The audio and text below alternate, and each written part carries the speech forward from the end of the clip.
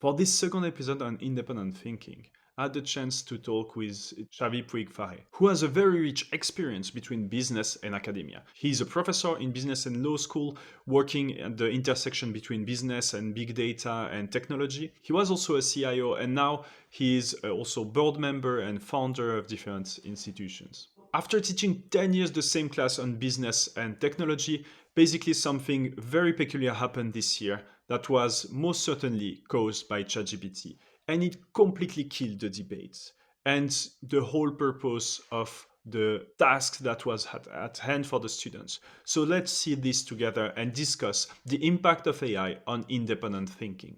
Thanks a lot for being here for starting this second episode. And basically, I've seen on LinkedIn one of your experience with the students in your class at ESAD that I really wanted to share with the audience. It was really striking and really raising a lot of questions. So basically, you have been sharing case studies, real business case studies for over the last 10 years, where every time you can raise some debates and people arguing for A or for B. And suddenly this year, you share a similar example, business example with LinkedIn, if I'm not mistaken. And suddenly the whole class answers A. And basically you asked if anybody used Gen AI, in particular ChatGPT, and most of them answered yes. Maybe the last 10% who didn't actually did, but didn't answer. I don't know. But let's start with this very sudden result that you observed and can you tell us more about it? Okay, so the idea is, I have a course on digital business at ESADE, and the thing is, the first class I always tell it's like an introduction to technology and all that. It's technology for not technological people, and how technology and processes and how you address people, and finally how you use data in order to create, for example, digital business and so on. Okay. And in the first class, I always tell them, okay, you can use Gen AI for whatever purpose. It's like you were using Google in the past, so now you can use Gen AI just to brainstorm, get some ideas, and all that, and that's okay with me. Of course, I tell them if I find something which is completely written with AI, you will fail. Okay, but of course you cannot say you will not use Gen AI because however they will use it. Okay. This serves as an introduction to the course, but the second class is about the LinkedIn case. Okay, we have had Gen AI for 3 years, and the LinkedIn case has always been the same in these classes. Okay, the LinkedIn case is based in 2005, and the founders have to make a decision because they have to monetize the platform, and there's option A and option B. Okay. Option A is a bunch of new features in order to improve search in the platform, and the other one is contact through direct messages to any user in the platform.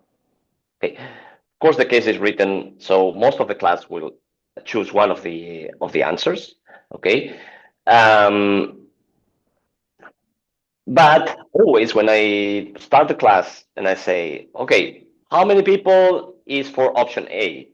And then you have like more or less 80% of the class raising their hands. Okay, and the 20% is for option B. And then you start the debate. Okay, why option A? Why option B? And blah blah blah blah.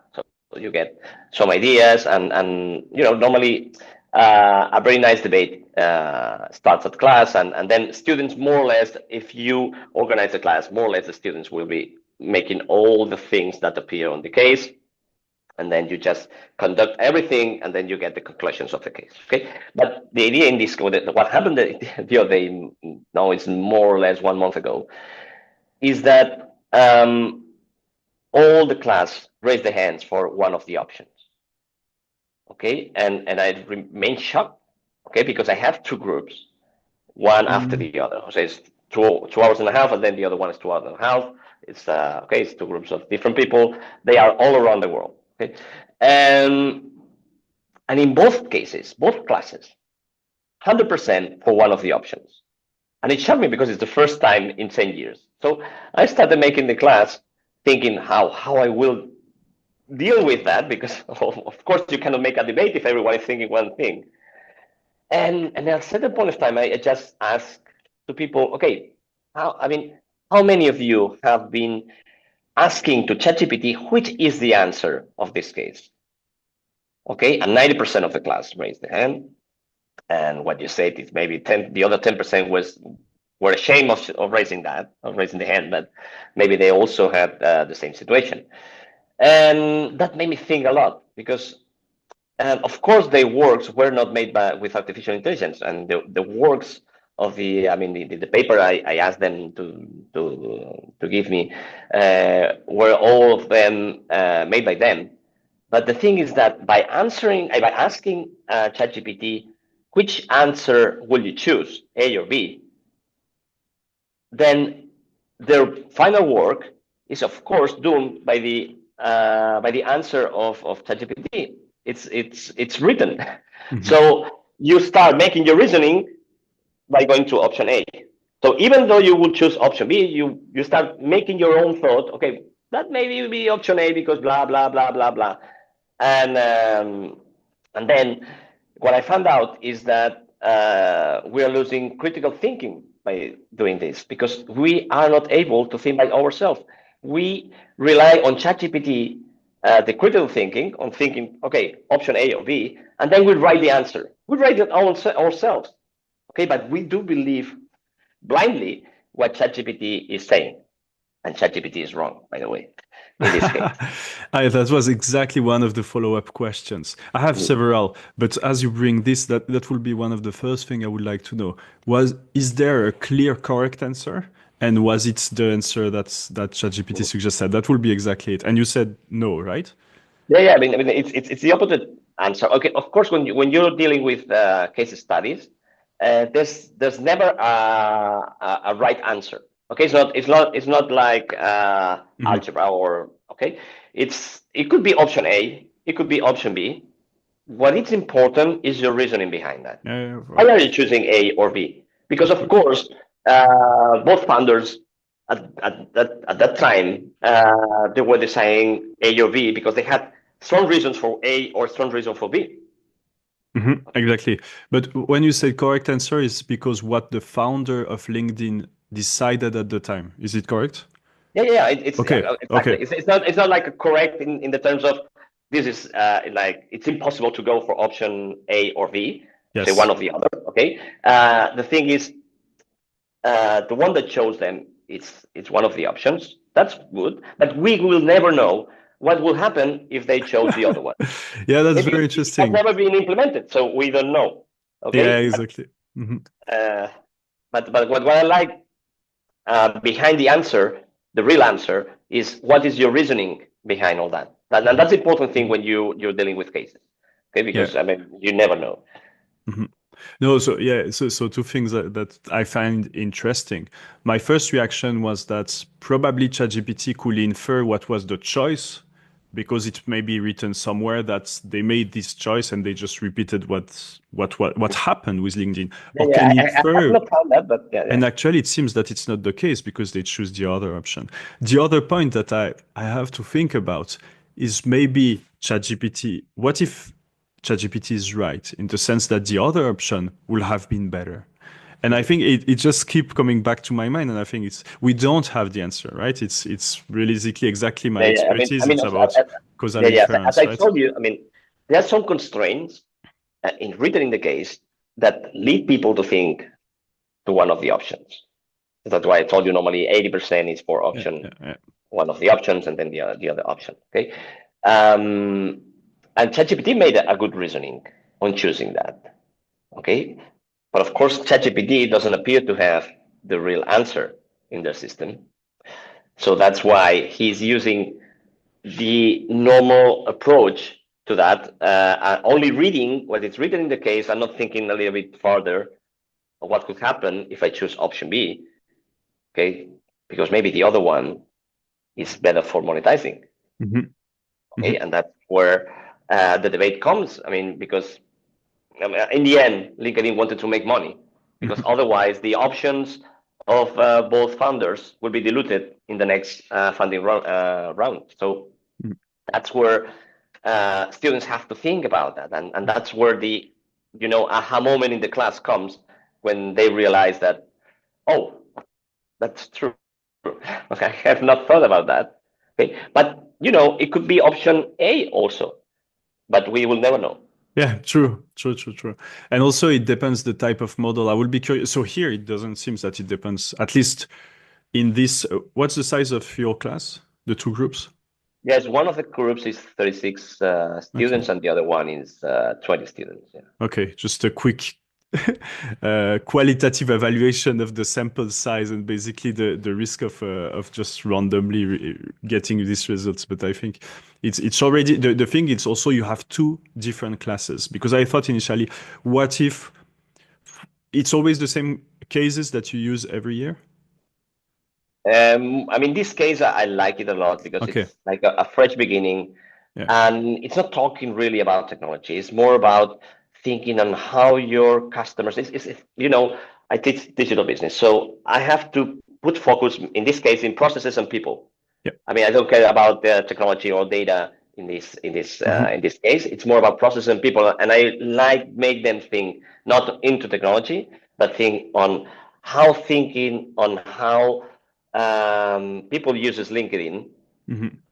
and which is, I mean, what differentiates LinkedIn from the real world networks.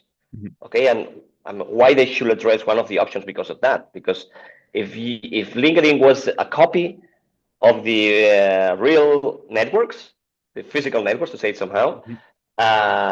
then it will have no success Hmm. because I can go outside.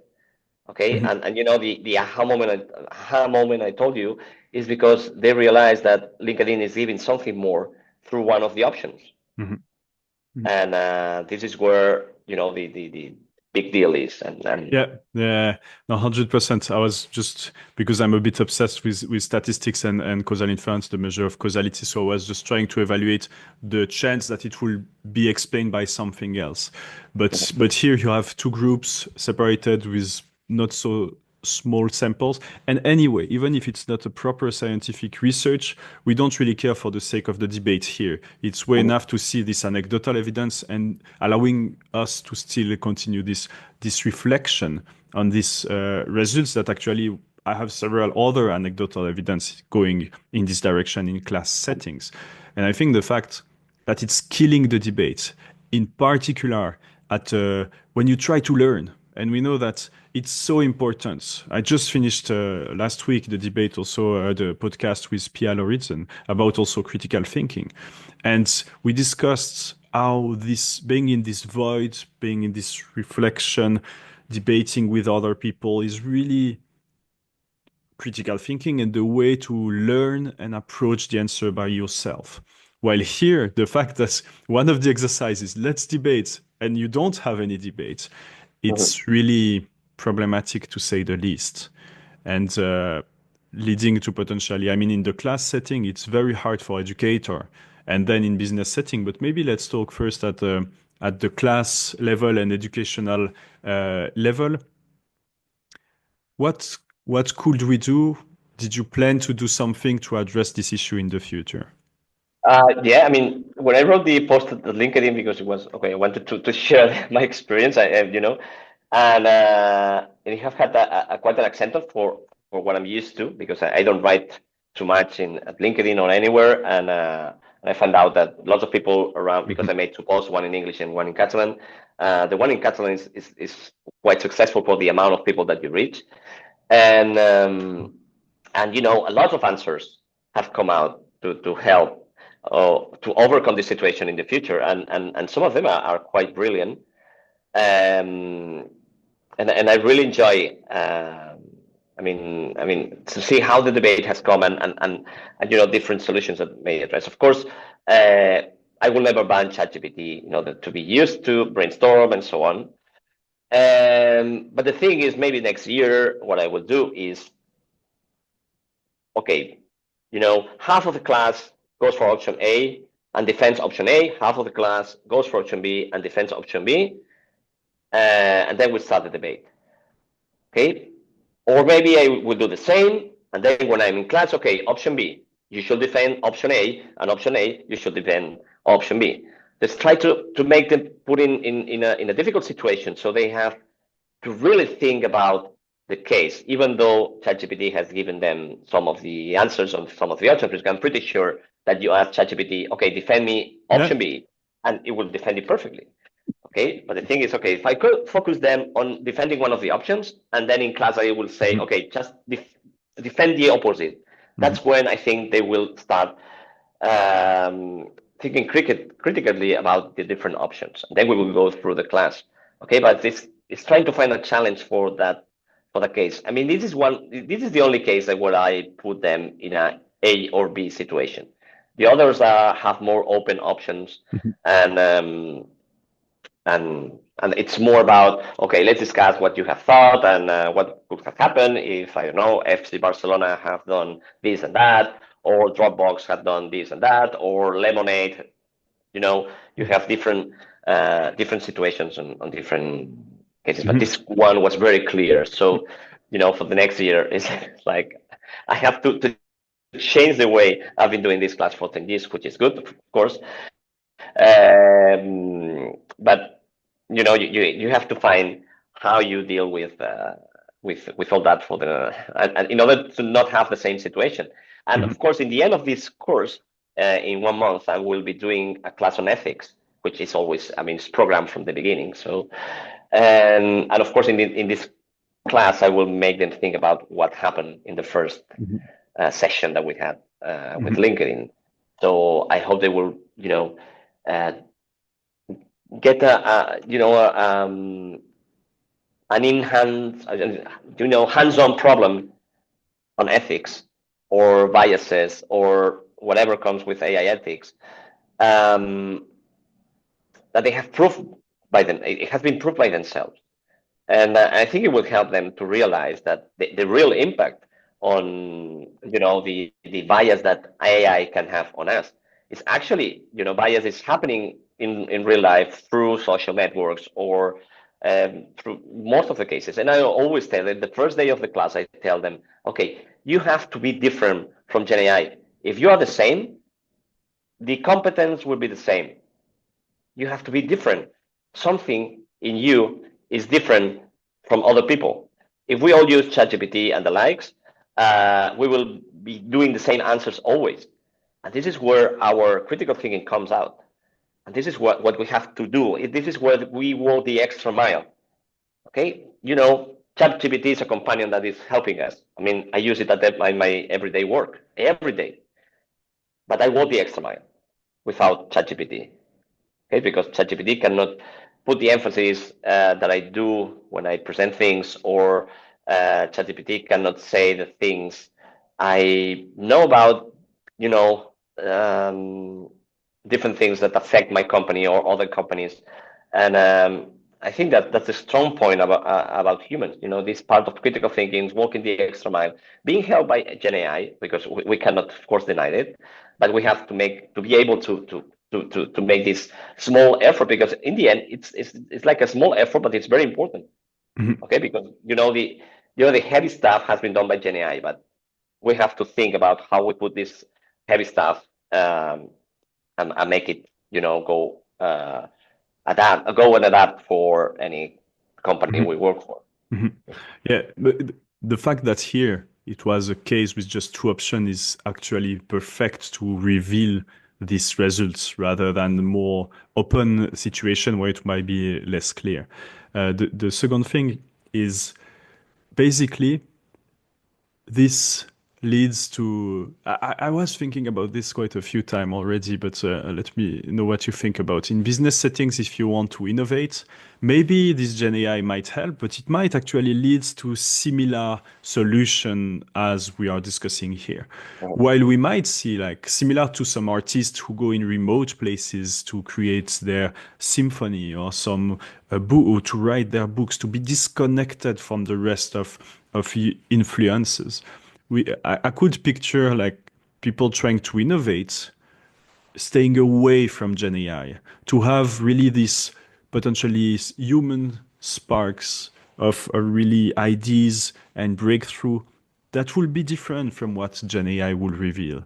And I think that might be the case also for innovation in the future, where you decide actually to disconnect from these tools, to not be influenced by this similar and reducing basically the debate, the variety, the diversity.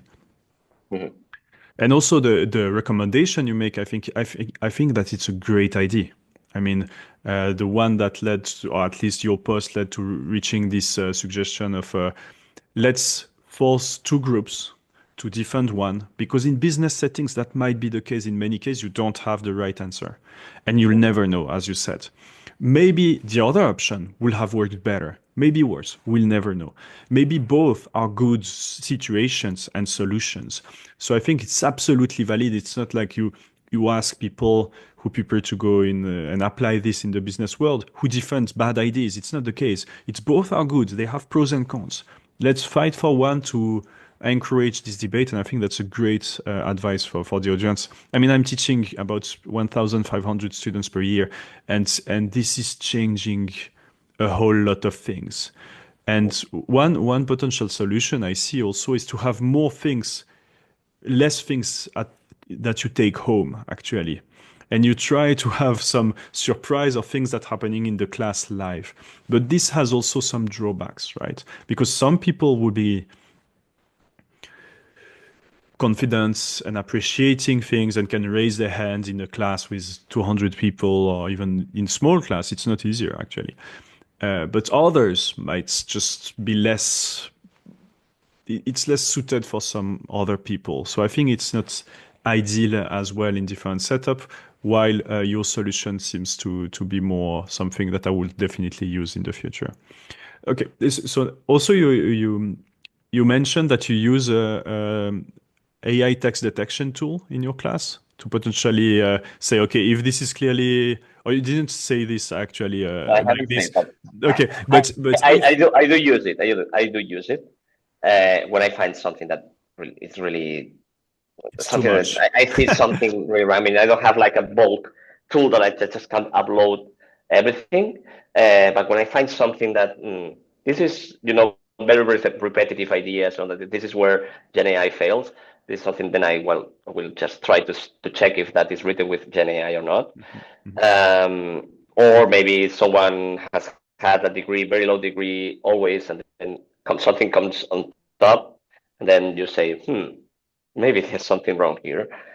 Um, but what I actually find is that telling students that I will check it is enough for for them. It's like, okay, I will not do it. I mean, mhm, it has only happened me like 3 or 4 times I can recall mhm, in mhm, mhm. the last 2 years, and not this course. So Yeah. so this is something that students have in mind not to do it. But that's why it shocked me, because I have put so Yeah. many awareness on telling them not copy everything, Mhm, that this time is like, no, it's actually uh, changing the way you think as a mhm, student. And this is where I'm really worried. I don't care. I mean, because copying has always happened.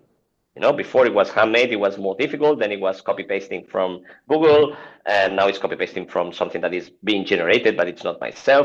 So the learning process is not there. Maybe when you copy that hand, you learn something because you were copying. mhm, But in the digital era, you just copy pasting. You don't read anything. You just, okay, that's it. I just gave my work to the teacher, and that's it. Um, but now the thing is changing the way you think, and that's where it's. I'm really worried about that, because it's changing the way people think, and how it can affect to anything. And with social networks, we have seen with, I don't know, Cambridge Analytics and this kind of stuff that has happened in the past. How social networks can influence the way people think. Uh, but Gen AI is being used by thousands of people in companies, and how this may end up by making all the companies equal to the one in the site, and they are competing for the same business. Okay, so if you are the one hiring, well, are you hiring the same thing, or you want to hire something that thinks different? In the end, you will hire that. Okay, in advertising companies, you always choose the most original ones.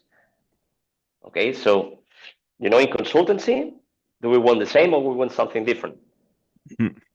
In design, do we want the same or something different? Okay, of course, GenAI is going to help us, and of course, GenAI helps Yes. when you train GenAI with the ethos of your own company. Mhm. Okay, but you have to know it. You have to know how to do it very well, Yeah. because So otherwise, the influences from the outside can kill the ethos of your company. So, mhm. I mean, it just blew my mind. Everything, Mhm. everything came to my mind when that happened, and Mhm. it made me to reflect a lot on that. Yeah. I think this advice, at least this observation, you hire the person who will think differently. At least this strong claim is very interesting, and also it might also be interpreted in the following way. Basically, if you're able to think differently from ChatGPT, it shows that you can do your own thinking, which does not prevent you from using ChatGPT when you need it, or Mhm. LLMs or these models. So indeed, it could be interpreted as a signal that you have someone that will be able to come up with their own idea, but this is not incompatible with using LLMs if you have to for some Mhm. subtask or to augment you rather than just substitute your whole thinking. And actually, very similarly, a colleague of mine raised this other example that I mentioned in the first podcast, but it's so fitting here. He's in a class setting again. They were discussing papers, I think, like a reading group, and usually all the past years, students were just turning to each other and starting to chat and exchange and ask questions and debate. And Mhm. suddenly this year, nobody was doing this. The class was completely silent. But he And could it see, only this year. This year. yeah, and he could I don't see know what happened people this year. yeah, he could see people asking the question to ChatGPT or these models, basically because the potentially the social pressure cost, even the energy was just lower to just ask, and you're like, maybe it's a stupid question. Let me just ask and get the answer because maybe actually, I don't know the cause, but maybe it's also something more problematic, like I trust more the AI, artificial intelligence, rather the human intelligence of my colleague. And I Mhm. won't go in this discussion debate because I can have the real answer. I'm not sure this is exactly the cause, but I fear that it might be part of the story that It we could be. I mean, just, it's like we were using, now we are using Google Maps and we never ask the locals on that's what right. to do or where to go. We rely on Google Maps. Hmm. And asking locals is always better. If you want to go to supermarket, to restaurant or Yeah. to somewhere nice, if you ask locals, it would be much better. Of course, you have TripAdvisor and this kind of stuff, but people um, uh, is fed up with this kind of tools because they lead you to everywhere people goes, and when you're traveling, you want to go. Normally some original places are not crowded with people, and that would be the best thing. And we have lost the opportunity to talk to locals. And I think it's something, I mean, quite similar to what you are explaining. I mean, the capacity of asking your teammate or what it's going out. It's going away because it's so easy to ask ChatGPT anything and get wrong with ChatGPT and nobody will judge you. That sometimes if you don't want to be judged, then you ask ChatGPT. It will remain between ChatGPT and me, and nobody will judge me for whatever question I have made, even though Hmm. if it was very simple. Hmm. We are afraid of making simple questions at work because it could show the others that we are not so prepared or something like that. Hmm. So that might be the case with you're Hmm. losing the debate in class also. And in here, back to the traveling example, I mean, the fear of doing mistakes. But I mean, if you're traveling, I mean, most of the thing you remember or I share when I come back from a travel is rarely, I saw this huge, beautiful building that everybody, a landmark that everybody is looking, and you saw actually thousands of pictures. Usually, it's the small mistakes you start discussing. You know what? We thought we were going there, we got lost, and we ended up in this terrible restaurant, but we had so much fun. It was such an experience. And actually, mistakes are so useful for growing, for innovation, for learning, but just in life in general, going away from your path. And what we are discussing here seems that it might be the case that over relying on one specific source, like these LLMs that have been, if you're with one tool trained in a similar fashion, will tend to kill the debate and push you in one direction, reducing the risk of these sparks or just constructive, positive mistakes and experience. And even beyond Gen AI, actually, mentioning Google Map, I think it's a great example, TripAdvisor, all these things where basically you'll go and behave in the same way, even if you are in the other side of the world. You just follow what everybody else is doing, which Mm. is a bit sad presented like this. Yeah, yeah, yeah. And so also something else you mentioned that I think is central today, in particular in the political landscape we have also in the US, is bias. And basically, of course, these tools are biased. We know that they tend to reflect rather a Western view of the world, the weird Western educated, industrialized, rich, and democratic view of the world. And now, with the proximity between these tech companies and the concentration in the US and the proximity with the politics, it's also raised some clear red flags or potential issues that the way you tune these models, it could be in post training, could be at different stage, just the system prompt, or you can do many things to actually affect opinions of people. And here you see it's a very good example. Basically, with your case studies, you see everybody vote basically A. What might happen if you use these tools to basically shift the opinion to vote on a specific It's answer, actually right? happening. It's actually happening. Hmm. I told you. I mean, it happened with Cambridge Analytics in the Trump and Clinton election, and also for the Brexit. And but No, with can you explain a bit more the Cambridge Analytics? I'm not sure. okay, oh, sorry. I mean, but you can search on that on the internet. It's very known. I mean, it's a company from I think it was from the United Kingdom that was using Facebook profiles and the content on these Facebook profiles in order to look for people with I don't know how to say it in English, like weaknesses, that were not with our mind yeah. fully Hmm. uh, in shape, to say it somehow, and um, and they started bombarding them with uh, with uh, with fake news or news that were real, but it was maybe only one person that did that, maybe somewhere in a part of the world, and another person doing that somewhere. But if you receive like Hmm. hundreds of them, I you see. think, oh, this is very wrong. We have to put a solution on that. But this is not a real problem because it's something very small that happens somewhere, and you are amplifying that. And by amplifying all this kind of stuff, you're starting to shape people's mind. Hmm. Okay, because maybe you don't have that critical thinking, because when you're low on, you're depressed or something is wrong with you, then you have to find I mean, you are more vulnerable to this kind of stuff. You are not you're not thinking pretty well critically, and then you start believing that the earth is flat, to say it Hmm. somehow. Hmm. Hmm. So, and that's a problem when you don't have the ability to debate that, and you start believing that what is being posted on your feed, maybe one colleague or maybe someone, and you start receiving lots of stuff like that, you will think in a different way, maybe that you will have everything Hmm. thought, because something is changing the way you think. Of course, it's not one post; it's lots Hmm. of posts from different people with different opinions that make you start thinking in a certain way. Hmm. Okay, it's like social network for children. It's like a way of you have to think this way because it's very small Yep.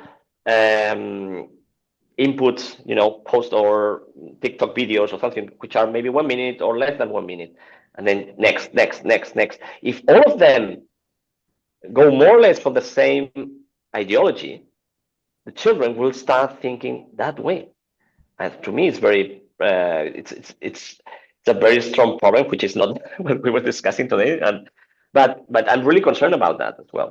I Hmm. mean, I don't know how come as a society we have given our children the opportunity to have social networks at the age of 10, 11, 12, 13, 14, I mean, you are not mature enough to develop your critical thinking.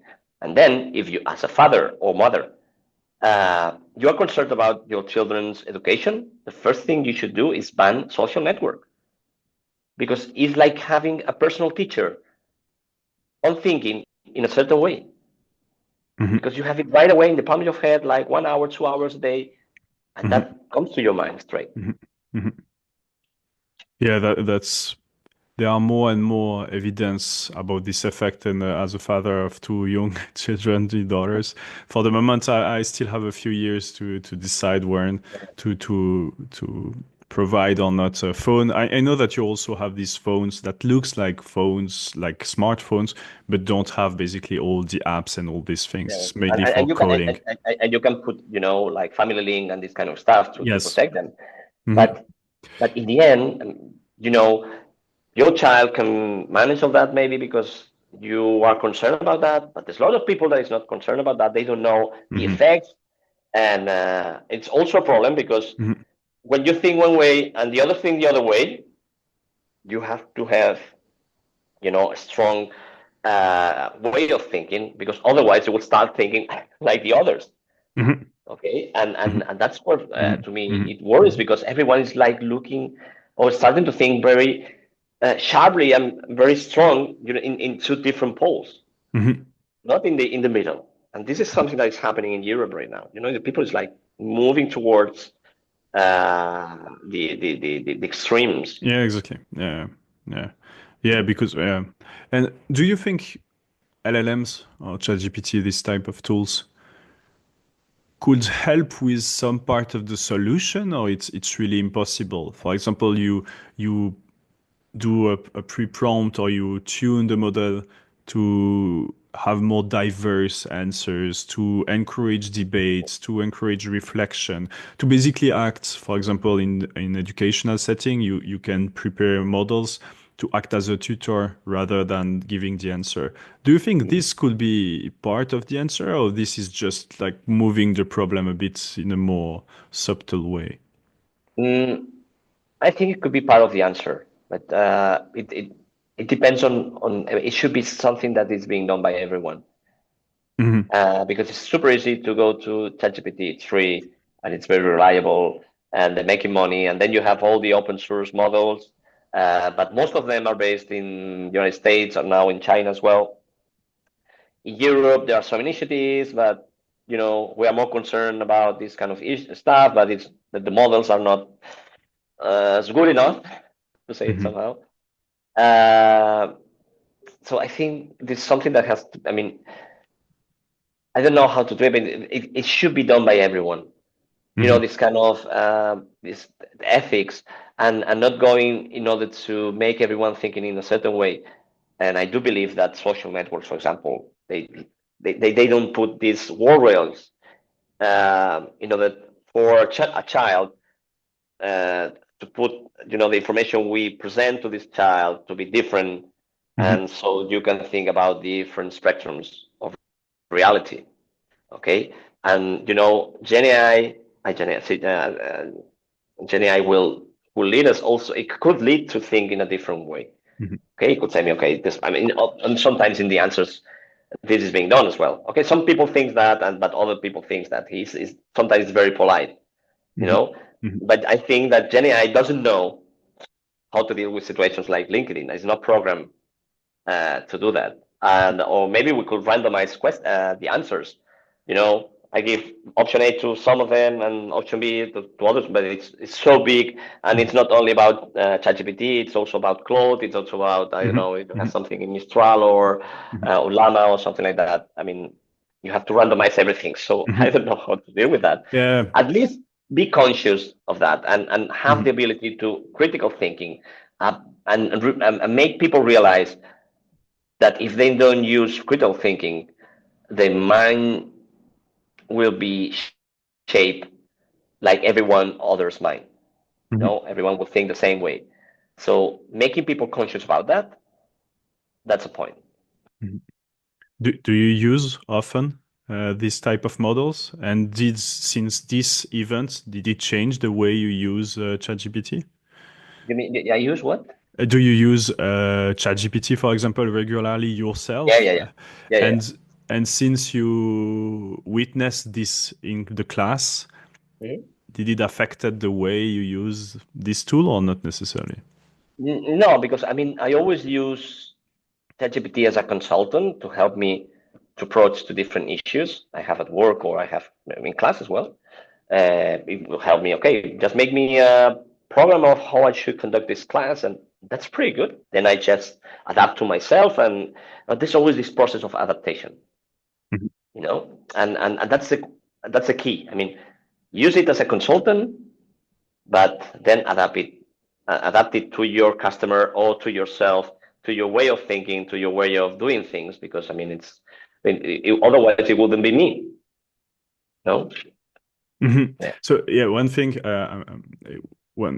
that I keep coming back. I know we mentioned this, but again, as an educator to many young people, you know that in job setting, you won't have always this tool answering in real time. Maybe sometimes you have already now glasses that can listen or see things and just spit answers from LLMs directly in your glasses, which I found scary and probably a very bad idea.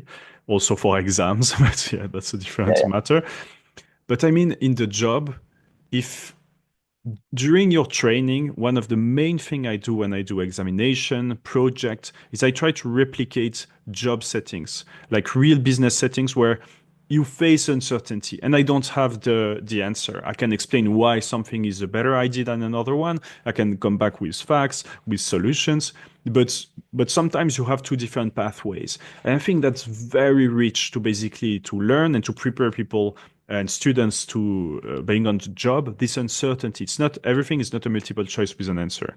But now it's different because now it's not just with multiple choice. It's really now you have potentially answers to any questions. And I'm a bit scared that if we are young people or everyone over rely on this, you just have a discussion. Somebody asks you a question and you freeze because you're not used anymore to come up with your own solution and answers, and it feels like it's so new. And I think that's indeed that was why I ask you this because recently actually I start reducing Mhm. very intensely my usage of this, but it depends where we start. I was probably overusing these tools, but just also for research purpose. And now I feel that I really want to reduce my usage because just personal opinion feeling that it's indeed affecting my capacity to make decision or to be creative on the long run. So I just wanted also to share this. I'm conscious of the time, and I know that you have to rush, but Xavi, it was a great pleasure to have you. Also for the audience, we knew that it was a short time slot to connect today, but I really wanted to have this chat, and I can only thank you very much for your time and for this really rich example that I'm looking forward sharing with the audience.